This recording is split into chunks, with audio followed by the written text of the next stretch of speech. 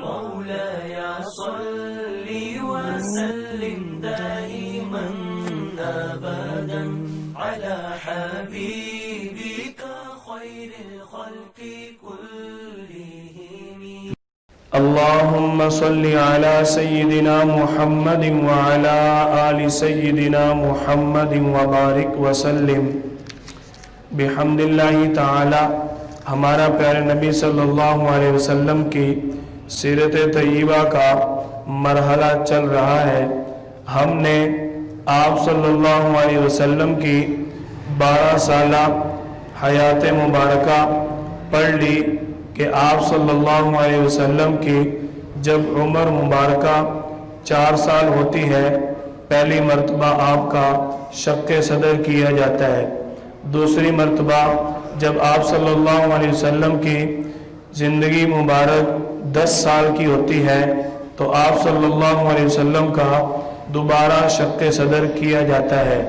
یہاں تک ہم نے آپ صلی اللہ علیہ وسلم کے 2 شق صدر جو ہے وہ پڑھ لیے کہ اب آپ صلی اللہ علیہ وسلم اپنی والدہ ماجدہ اور اپنے دادا عبد المطلب، اس کے بعد آپ صلی اللہ علیہ وسلم اب اپنے چچا ابو طالب کے پاس پرورش کے لیے آ چکے ہیں. نبی صلی اللہ علیہ وسلم کی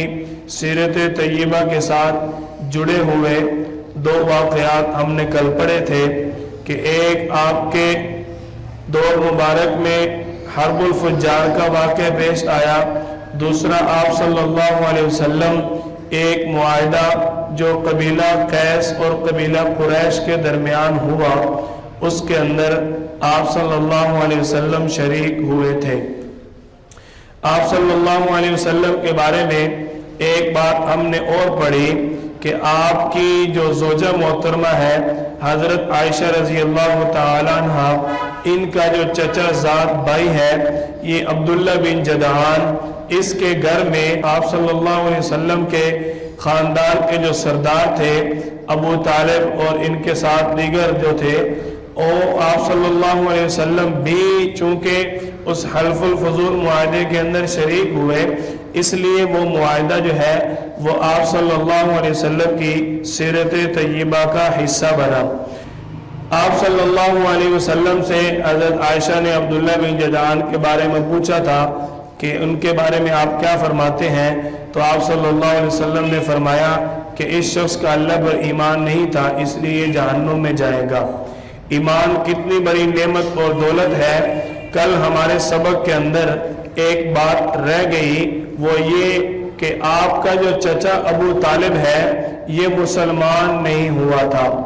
جب آپ صلی اللہ علیہ وسلم کے اس چچا کا آخری وقت آیا تو نبی صلی اللہ علیہ وسلم نے فرمایا اے چچا جان آپ آخری مرتبہ کلمہ پڑھ لیں، میں لوگوں کے سامنے اعلان کر دوں گا کہ میرا چچا مسلمان تھا. آپ صلی اللہ علیہ وسلم کے ہر کوشش اور محنت کے باوجود آپ کا چچا ابو طالب کلمہ نہیں پڑھتا، حتیٰ کہ آپ صلی اللہ علیہ وسلم نے ایک مرتبہ آخری لمحات میں اپنے چچا کو درخواست کی، منت کی کہ اے چچا جان آپ میرے کان کے اندر ہی کلمہ پڑھ لیں تاکہ میں لوگوں کے اندر آپ کی گواہی دینے والا بن جاؤں. تو آپ کے چچا نے جواب دیا کہ میں اگر اب کلمہ پڑھ لوں تو بعد والے لوگ یہ کہیں گے کہ سردار تھا آخری وقت میں جھک گیا، میرا نام لوگوں میں نہیں رہے گا، میں بدنام ہو جاؤں گا، میں سردار ہوں، میں جھکنا برداشت نہیں کرتا. جب آپ صلی اللہ علیہ وسلم نے اپنے چچا کے کان میں کہا نا کہ آپ کلمہ پڑھیں تو اللہ تعالیٰ نے فوراً جبریل علیہ السلام کو قرآن کریم کا یہ جملہ آیت دے کر بھیجی اِنَّكَ لَا تَهْدِي مَنْ أَحْبَبْتَ وَلَكِنَّ اللَّهَ يَهْدِي مَنْ يَشَاءُ کہ جس کو آپ چاہتے ہیں اس کو ہدایت نہیں ملنے والی، جس کو ہم چاہتے ہیں ہدایت اس کو ملے گی. یہ میرے اللہ کا قانون اور ضابطہ ہے کہ آپ صلی اللہ علیہ وسلم کو جو اللہ تعالیٰ نے ہادی بنا کر بھیجا نا، وہ ہادی کہ اس کا کام لوگوں کو ہدایت کی دعوت دینا، اس کا کام لوگوں کو راستہ دکھلانا، وہ ہدایت دینے کا کوئی اختیار نہیں رکھتا جو میرے اللہ کے پاس ہے۔ کیوں؟ آپ صلی اللہ علیہ وسلم خود فرماتے ہیں کہ دلوں کو پھیرنے والی ذات اللہ کی ذات ہے، اور ہر انسان کے دل پر قبضہ میرے اللہ کا ہے۔ آپ صلی اللہ علیہ وسلم اللہ سے جب بھی دعا کرتے تو ہدایت کے بارے میں یوں دعا فرمایا کرتے تھے، یا مقلب القلوب ثبت قلبی علی دینک، ربنا لا تزغ قلوبنا بعد اذ ہدیتنا وہب لنا من لدنک رحمہ انک انت الوہاب۔ اس دعا کا ترجمہ یہ ہے، آپ صلی اللہ علیہ وسلم اللہ سے مانگتے کہ اے دلوں پہ پھیرنے والی ذات، میرے دل کو دین پر ثابت قدم فرما، اور جب تو مجھے ہدایت دے دے تو اس کے بعد مجھے کبھی بھی دین سے نہ پھیرنا۔ اس سے کیا ثابت ہوتا ہے کہ آپ صلی اللہ علیہ وسلم کی جو ذات اقدس ہے وہ بھی اللہ کی محتاج ہے، اور ہدایت صرف میرے اللہ کے ہاتھ میں ہے۔ میرا اللہ جس کو چاہے ہدایت دے دے، جس کو چاہے نہ ہدایت دے۔ اگر ہدایت کا کام رشتہ داریوں کے ساتھ ہوتا، اگر ہدایت کا تعلق رشتہ داریوں کے ساتھ ہوتا تو پھر آپ صلی اللہ علیہ وسلم کا چچا ہے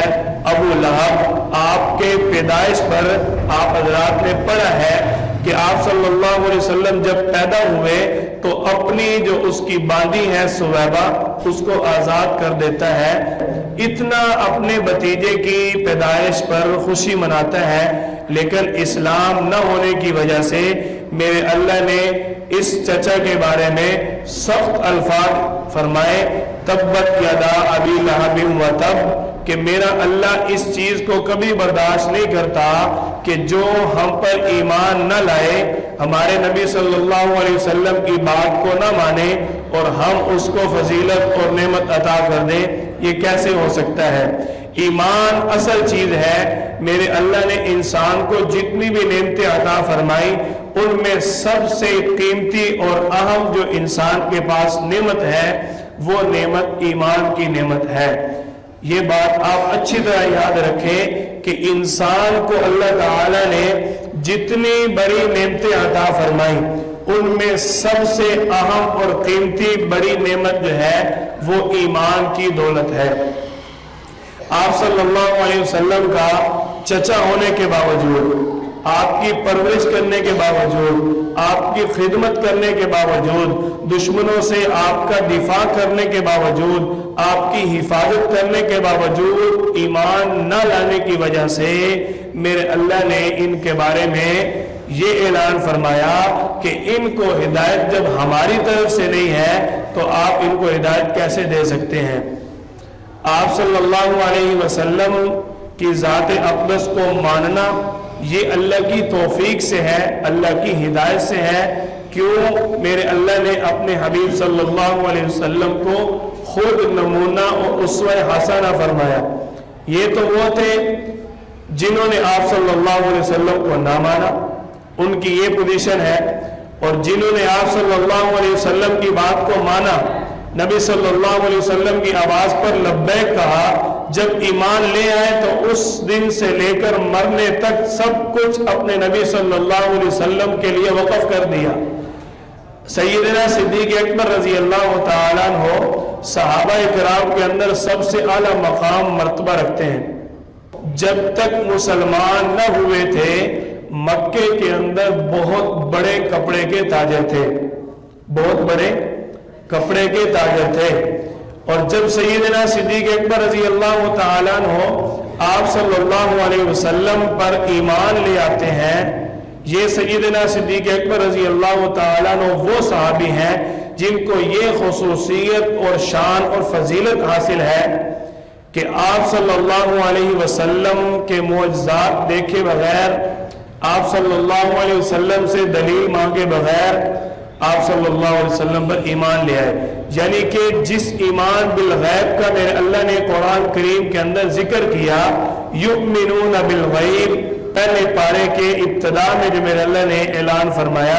وہ سیدنا صدیق اکبر رضی اللہ تعالیٰ عنہ کے بارے میں ہے کہ آپ صلی اللہ علیہ وسلم نے جب دعوت دی تو فوراً اسلام کو قبول کر لیا، یہ نہ پوچھا کہ آپ کے پاس دلیل کیا ہے. آپ صلی اللہ علیہ وسلم پر سیدنا صدیق اکبر جب تک ایمان نہ لائے تو مکے کے اندر مالدار ہیں، مشہور امیر ترین تاجر ہیں، اور جب آپ صلی اللہ علیہ وسلم پر ایمان لے آئے اب سب کچھ اپنے نبی کے ایک حکم پر قربان کرتے ہیں. اب سب کچھ آپ صلی اللہ علیہ وسلم کے لیے وقف کر دیتے ہیں. سیدنا صدیق اکبر رضی اللہ تعالیٰ عنہ آپ صلی اللہ علیہ وسلم کا ہر لحاظ سے ساتھ دیتے ہیں. آپ صلی اللہ علیہ وسلم پر جب ایمان لائے تو پھر یہ ایک وقت یہ بھی آیا کہ سیدنا صدیق اکبر رضی اللہ تعالیٰ عنہ کے گھر میں ایک سوئی بھی نہیں ہے استعمال کی چیزوں میں، پہننے کے لیے ایک کپڑا بھی نہیں ہے، اور کھانے کے لیے ایک گندم کا دانہ بھی نہیں ہے. آپ صلی اللہ علیہ وسلم کے قدموں میں لا کر سب کچھ ڈال دیا. غزوہ تبوک کے موقع پر جب آپ صلی اللہ علیہ وسلم نے آواز لگائی نا کہ چندہ جمع کیا جائے، دشمن نے جنگ کے لیے پکارا ہے، تو سارے صحابہ آپ صلی اللہ علیہ وسلم کی خدمت میں اپنا مال لے کر آتے ہیں. سیدنا عمر بن خطاب رضی اللہ تعالیٰ عنہ آپ صلی اللہ علیہ وسلم کے پاس اپنا آدھا مال لے کر آتے ہیں، اور اس وقت صدیق اکبر رضی اللہ تعالیٰ عنہ سے عمر بن خطاب رضی اللہ تعالیٰ عنہ مالدار ہوتے ہیں. اب عمر بن خطاب رضی اللہ تعالیٰ عنہ کے دل میں یہ ہے کہ صدیق اکبر جو ہے وہ ہر بار پہلے نمبر پر آتا ہے، ہر عمل میں، ہر فضیلت میں، ہر شان میں پہلے نمبر پر آ جاتا ہے. اب کے بار عمر جو ہے وہ پہلے نمبر پر آئے گا، کیونکہ صدیق اکبر کے پاس تو اتنا مال ہی نہیں ہے. میرا جو کل مال ہے وہ صدیق اکبر میرا جو آدھا مال ہے وہ صدیق اکبر رضی اللہ تعالیٰ عنہ کے کل مال سے بھی کہیں زیادہ ہے. اب دونوں حضرات آپ صلی اللہ علیہ وسلم کی آواز پر اپنا مال لے کر آتے ہیں تو نبی صلی اللہ علیہ وسلم سوال کرتے ہیں کہ عمر پیچھے کیا چھوڑ کے آئے ہو. جب آپ صلی اللہ علیہ وسلم کا حضرت عمر نے سوال سنا نا تو فوراً دل کے اندر یہ اعلان ہوا، دل کے اندر ندامت آئی کہ آپ صلی اللہ علیہ وسلم کے سوال سے یوں معلوم ہوتا ہے کہ آج کے دن پھر صدیق اکبر رضی اللہ تعالیٰ عنہ پہلے نمبر پر ہے. کیوں؟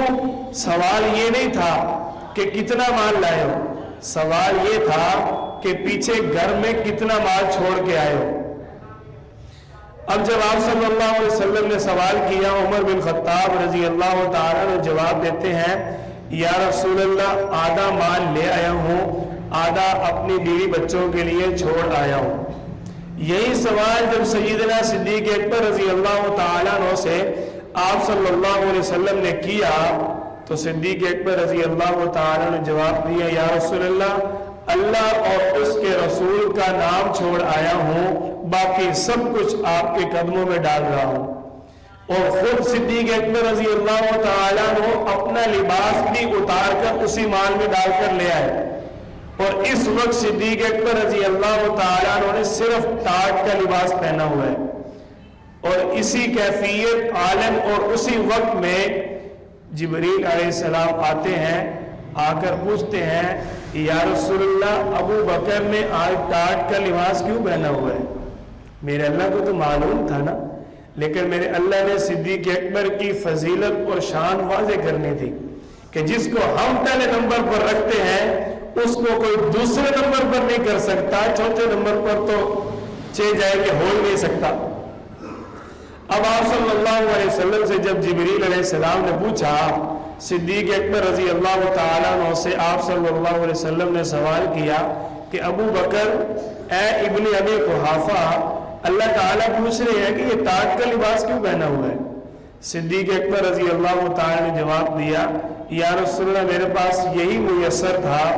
باقی سب مال آپ کے لیے لے آیا ہوں۔ اور ساتھ ہی جبریل علیہ السلام نے اللہ کی طرف سے آپ صلی اللہ علیہ وسلم کی خدمت میں صدیق اکبر رضی اللہ تعالیٰ عنہ کے لیے سلام پیش کیا کہ اللہ تعالیٰ صدیق اکبر کو سلام دیتے ہیں اور پوچھ رہے ہیں کہ ابو بکر سے پوچھو اس حال میں مجھ سے راضی ہے۔ جب بندہ یوں قربانی دیتا ہے تو میرا اللہ خود پوچھتا ہے کہ کیا مجھ سے راضی ہو۔ جب صحابہ کرام نے آپ صلی اللہ علیہ وسلم پر ایمان لائے تو پھر سب کچھ اپنے نبی کے لیے وقف کیا، یہ نہیں کہ ایمان لے اپنا مال بھی محفوظ رکھا۔ تو یہی فرق تھا ابو طالب، ابو لہب، ابو جہل اور صحابہ میں کہ وہ ایمان لائے، اپنی سرداری چھوڑنے کے لیے تیار نہیں ہے، مال کیسے چھوڑیں گے۔ تو صدیق اکبر رضی اللہ تعالیٰ عنہ سے جب یہ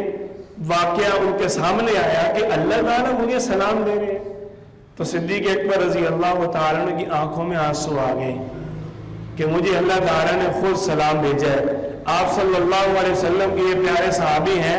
آگے جب معراج کا واقعہ آئے گا وہاں انشاءاللہ مزید سیدنا صدیق اکبر رضی اللہ تعالیٰ عنہ کی فضیلت اور شان آپ کے سامنے واضح کریں گے۔ آج کے ہمارے سبق کے اندر یہ بات ہے کہ آپ صلی اللہ علیہ وسلم کی جب عمر مبارکہ 12 سال کی ہوتی ہے، کتنے سال کی؟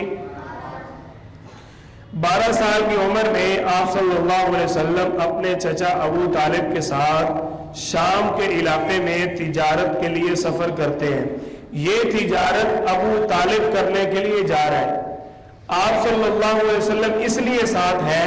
کہ جب تجارت کا قافلہ روانہ ہونے لگا تو نبی صلی اللہ علیہ وسلم نے مایوسی اور غم کی نگاہوں سے اپنے چچا کو دیکھا۔ کیوں؟ آپ کا دادا بھی اب اس دنیا میں نہیں ہے، آپ کے والد تو آپ کی ولادت سے پہلے اس دنیا سے چلے گئے اور آپ کی والدہ نے بھی آپ کو اس دنیا میں غم فرقت دے دیا۔ اب یہ آپ صلی اللہ علیہ وسلم چونکہ اکیلے ہیں اور پرورش بھی اپنے چچا کے پاس حاصل کرنے ہیں، بچے کی جو نفسیات ہوتی ہیں اس میں سب سے اہم چیز یہی ہے کہ جہاں سے اس کو محبت ملتی ہے وہاں پر اس کا دل ضرور جم جاتا ہے۔ یہ ایک لازمی ہر بچے کے اندر صفت ہے۔ یہی وہ وجہ ہے کہ بچہ ابھی سال اور 1.5 سال کا ہوتا ہے، اسی گھر میں بچے کی دادی بھی ہے، اسی گھر میں بچے کا باپ بھی ہے، اسی گھر میں بچے کے چاچو اور سارے اسی گھر کے اندر رہ رہے ہیں، لیکن بچے کی جو محبت ماں کے ساتھ ہوتی ہے وہ کسی اور کے ساتھ نہیں ہوتی۔ اس لیے آپ صلی اللہ علیہ وسلم چونکہ ابھی بچپن میں تھے تو آپ نے غم بھری نگاہوں سے قافلے کو جاتے دیکھا تو آپ کے چچا نے آپ کو اپنے ساتھ لے لیا۔ اب جب آپ صلی اللہ علیہ وسلم شام کے علاقے میں پہنچے، قافلہ اترا، تو سنن ترمذی کے اندر یہ روایت موجود ہے کہ جب قافلہ شام میں تجارت کے لیے اترا وہاں ایک راہب تھا جس کو نجومی یوں سمجھ لیں کہ تورات کا بہت بڑا عالم تھا۔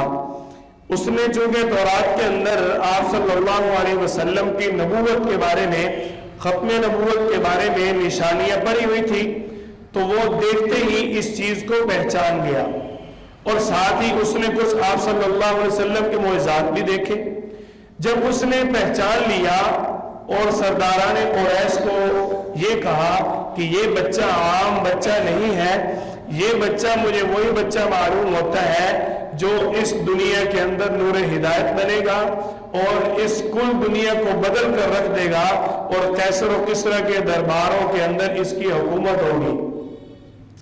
اس کے ماننے والے قیصر و کسریٰ کے دربار کو فتح کریں گے۔ اب یہ ساری باتیں جب سرداران قریش کے سامنے آئی تو انہوں نے پوچھا کہ تم نے کس طرح پہچانا؟ تو وہ راہب کہنے لگا جب یہ بچہ تمہارے ساتھ آ رہا تھا میں دیکھتا ہوں کہ ہر درخت جو ہے وہ اس بچے کو جھک کر سلام کرتا ہے اور اس بچے کے اوپر سارے قافلے میں بادل جو ہے وہ آ کر سایہ کرتے ہیں۔ ان چیزوں کو میں نے دیکھا تو میں نے پہچان لیا کہ یہ بچہ وہی بچہ ہے جس کا تذکرہ تورات کے اندر کیا گیا۔ اب آپ صلی اللہ علیہ وسلم کو مزید دیکھنے کی خاطر اس راہب نے پورے قافلے کی دعوت کی تاکہ میں اپنے علم کے اوپر میری جو دلیل ہے کیا وہ پختہ ہے یا نہیں۔ اس نے جب سارے قافلے کی دعوت کی تو اسی دعوت میں اس نے آپ صلی اللہ علیہ وسلم کے مہر نبوت کو دیکھا، جس سے اس کو یہ بات پختہ ہو گئی کہ یہ بچہ جو ہے یہ نبی ہے، عام بچہ نہیں ہے۔ اور ساتھ ہی اس نے قافلے والوں کو یہ کہا کہ اس بچے کو تم روم کی طرف نہ جانے دینا، کہ رومی جو ہے وہ اس شخص کو تلاش کر رہے ہیں جو اس دنیا کے اندر آخری نبی بن کر آئے گا، تو مجھے یہی بچہ معلوم ہوتا ہے، اس لیے تم اس بچے کو روم کے علاقے میں نہ جانے دو، کہیں رومی اس بچے کو قتل نہ کر دے۔ ابو طالب نے سیدنا صدیق اکبر اور سیدنا بلال رضی اللہ تعالیٰ عنہما کے ساتھ آپ صلی اللہ علیہ وسلم کو واپس بھیج دیا۔ اب آپ صلی اللہ علیہ وسلم کی حیات مبارکہ، عمر مبارکہ 15 سال یا 20 سال کی ہوتی ہے، جو کتب احادیث کے اندر، کتب تاریخ کے اندر اور آپ صلی اللہ علیہ وسلم کی سیرت طیبہ کے حوالے سے جتنی بھی کتابیں ہیں، جو بھی کتابوں کے اندر آپ صلی اللہ علیہ وسلم کی زندگی مبارک جمع ہے، ان میں یہی چیزیں ملتی ہیں کہ اب آپ صلی اللہ علیہ وسلم کی عمر مبارکہ جب 15 یا 20 سال کی ہوتی ہے تو آپ صلی اللہ علیہ وسلم خود تجارت کے اندر شریک ہونا شروع کر دیتے ہیں۔ ابھی آپ صلی اللہ علیہ وسلم ابتدا ہی کر رہے ہیں کہ آپ کی ابتدا سے ہی لوگوں کے اندر آپ سچے اور امین اور مضبوط ترین تاجر شمار ہوتے ہیں۔ حضرت قیس بن سعد یہ آپ صلی اللہ علیہ وسلم کے بارے میں فرماتے ہیں، اور عبداللہ بن سعد یہ دونوں بھائی ہیں، یہ نبی صلی اللہ علیہ وسلم کے بارے میں گواہی دیتے ہیں کہ ہم نے ابتداءً، ابھی ہم مسلمان نہیں ہوئے تھے کہ ہم نے آپ صلی اللہ علیہ وسلم کے ساتھ تجارت کی، نہایت صادق، امین اور سچا تاجر پایا۔ آپ صلی اللہ علیہ وسلم اسی تجارت کے سلسلے میں بکریاں چرانے والا عمل بھی کرتے ہیں کہ آپ صلی اللہ علیہ وسلم اور باقی جتنے بھی انبیاء گزرے، سارے انبیاء کرام سے میرے اللہ نے بکریاں چروانے والا عمل لیا۔ یہ کتنی بڑی بات ہے کہ سارے انبیاء کرام نے بکریاں چرائی۔ آپ صلی اللہ علیہ وسلم نے پہلی مرتبہ بکریاں کب چرائی تھی؟ کون بتائے گا؟ یہ ہم پڑھ چکے ہیں۔ کتنے سال کی عمر میں؟ حسنین بتا یار۔ 4 سال کی عمر میں۔ ہاں، اس کا مطلب ہے آپ ادھر ہی ہو۔ شکریہ۔ آپ صلی اللہ علیہ وسلم جب اپنے رضائی بھائی اما حلیمہ کے بیٹے کے ساتھ گئے ہوئے تھے نا، جب پہلی مرتبہ شق صدر ہوا تھا، وہاں آپ صلی اللہ علیہ وسلم بکریاں چرانے تو گئے ہوئے تھے۔ اب آپ صلی اللہ علیہ وسلم کی جو عمر مبارکہ ہے وہ 20 سال کی ہے۔ اب چونکہ تجارت کے مرحلے میں آپ خود آ چکے ہیں، تو اس لیے آپ صلی اللہ علیہ وسلم بکریاں چراتے ہیں۔ اور بکریاں چرانے والا یہ تاریخ کے اندر آپ کا عمل سیرت کے اندر کیسے آیا کہ آپ صلی اللہ علیہ وسلم کے بارے میں سنن ترمذی کے اندر آتا ہے، ایک مرتبہ حضرت جابر بن عبداللہ رضی اللہ تعالیٰ عنہ سے مروی ہے کہ ایک مرتبہ آپ صلی اللہ علیہ وسلم کے ساتھ ہم پیلو کے درخت سے پھل چن رہے تھے، پیلو کے درخت سے پھل اتار رہے تھے، تو آپ صلی اللہ علیہ وسلم نے فرمایا کہ بھئی جو سیاہ رنگ کے ہیں وہ چننا، کیونکہ وہ عمدہ ہوتے ہیں، وہ جانور اچھے انداز میں کھاتا ہے اور اس سے جانور اچھی صحت والا بن جاتا ہے۔ تو جب آپ صلی اللہ علیہ وسلم نے یہ فرمایا نا، تو جو ماہرین تھے انہوں نے آپ صلی اللہ علیہ وسلم سے سوال کیا، صحابہ کرام ہی تھے آپ کے ساتھ، سوال کیا کہ یا رسول اللہ کیا آپ نے بکریاں چرائی ہیں؟ آپ کو یہ کیسے معلوم ہے کہ سیاہ رنگ والے پھل جو ہیں وہ عمدہ ہوتے ہیں؟ تو آپ صلی اللہ علیہ وسلم نے فرمایا اللہ تعالیٰ نے ہر نبی سے بکریاں چروائی ہیں اور میں نے بھی بکریاں چرانے والا عمل کیا ہے۔ اللہ تعالیٰ نے ہر نبی سے بکریاں چرانے والا عمل کیوں کروایا؟ کیوں؟ نبیوں کا کام ہے امت کو جمع کرنا، نبیوں کا کام ہے امت کی دیکھ بھال کرنا، نبیوں کا کام ہے امت کی حفاظت کرنا، نبیوں کا کام ہے امت کے جھگڑوں کو ختم کرنا، نبیوں کا کام ہے امت کی ہر لحاظ سے فکر کرنا۔ یہ چیزیں بندے کو اونٹ چرانے سے سمجھ نہیں آتی، یہ چیزیں بندے کو گائے بھینس بیل چرانے سے سمجھ نہیں آتی، یہ چیزیں بندے کو بکریاں چرانے سے سمجھ آتی ہیں۔ میرے اللہ نے اپنے انبیاء کو صبر اور تحمل دینے کے لیے کہ اگر امت کے افراد کے اوپر یہ تربیت کریں گے، امت کے افراد کی اگر دیکھ بھال حفاظت کریں گے تو ان کے ساتھ اگر کوئی جڑ جائے گا تو یہ شکر کریں گے، سکون اور راحت محسوس کریں گے۔